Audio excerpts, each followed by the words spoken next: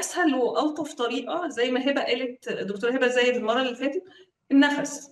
يعني دي اول طريقه بتوصلنا باي حاجه. النفس اللي هو ازاي؟ في كذا طريقه، بس هقول لك الفيري بيسك، اللي هو انا احط ايدي على بطني وايد على صدري. جرب معايا كده يا عمر بليز، ايد على بطني وايد على صدري. معاك. هاخد نفس as much as I can. يعني لو هاخد الانهيل في 6 عدات، باخد اكسهيل في 8 عدات. فباخدها وبحس بقى بجسمي وهو بطني بتترفع وصدري بيترفع، وبعد كده احس العكس وهما بينزلوا. واظبط الارم مثلا 5 دقايق اعمل الحركه دي.